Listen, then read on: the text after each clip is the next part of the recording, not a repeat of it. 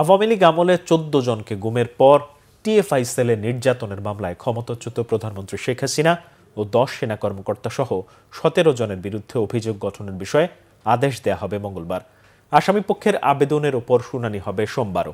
এদিকে জুলাই অভ্যুত্থানে রামপুর এলাকায় ২৮ জনকে হত্যায় ২ সেনা কর্মকর্তা সহ ৪ জনের বিরুদ্ধে অভিযোগ গঠনের আদেশ দেয়া হবে বুধবার। রিপোর্ট সৈকত সাদিকের। আইনের কাঠগড়ায় ফ্যাসিবাদের শাসনামলে ভিন্ন মতের নেতাকর্মীদের গ্রেপ্তার, গুম, নির্যাতনের অভিযোগে র্যাবের দায়িত্ব পালনকারী সেনা কর্মকর্তারা ২০১৬ সাল থেকে ২৪ সাল পর্যন্ত র্যাবের টিএফআই সেলে নির্যাতনের শিকার ১৪ জন।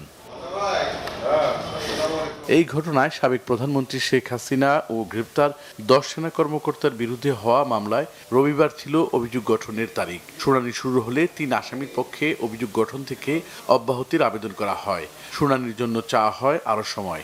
বিচারপতি গোলাম মুর্তুজা মজুমদারের নেতৃত্বাধীন ট্রাইব্যুনাল ১ এই আবেদন মঞ্জুর করে অভিযোগ গঠনের আদেশের তারিখ পিছিয়ে দেয় মঙ্গলবার। আসামি পক্ষের আবেদনের প্রেক্ষিতে মাননীয় ট্রাইব্যুনাল তাদেরকে আজকে একটি বিশেষ আবেদন শুনানি করার সুযোগ দিয়েছেন এবং এই শুনানি শেষে আগামী ২৩ ডিসেম্বর এই মামলায় চার্জ গঠনের আদেশ দেওয়ার জন্য দিন ধার্য করেছেন। Brigadier Tofayel Mustafa Sarwar, brigadier Kamrul Hasan, lieutenant colonel Moshiur Rahman Jewel, এই ৩ জনের পক্ষে আমি আজকে এই ট্রাইব্যুনালে বলেছি the whole of the formal charge ওনারা কোথাও বলতে পারেননি হোয়াট রেসপন্সিবিলিটি এই ৩ জন আসামির ছিল এই গুমের, যাদেরকে নাম বলেছে যে তাদের গুমের ক্ষেত্রে।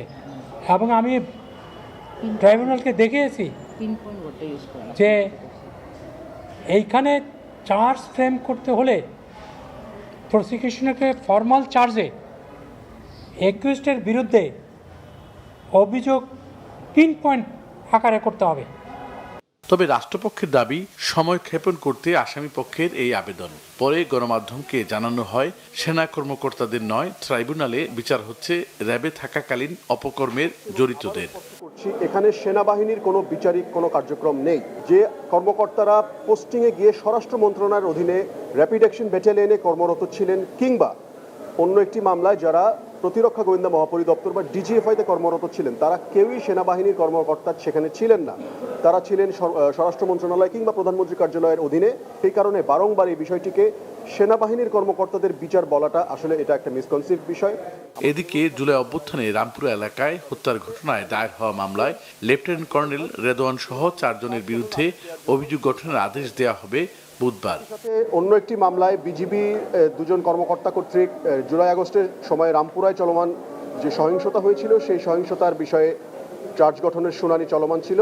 এই বিষয়ে আজকে আসামি পক্ষের আইনজীবীরা তাদের বক্তব্য পেশ করেছেন এবং এই মামলাটিও শুনানি কনক্লুড করে আগামী ২৪ ডিসেম্বর আদেশ গঠনের জন্য দিন ধার্য করেছেন মাননীয় ট্রাইব্যুনাল। আর সাভারের আশুলিয়ায় ৫ আগস্ট আন্দোলনকারীদের হত্যার পর লাশ পোড়ানোর মামলায় তদন্ত কর্মকর্তাকে জেরা করেন আসামি পক্ষের আইনজীবীরা। সৈকত সাদিক, বাংলা ভিশন, ঢাকা।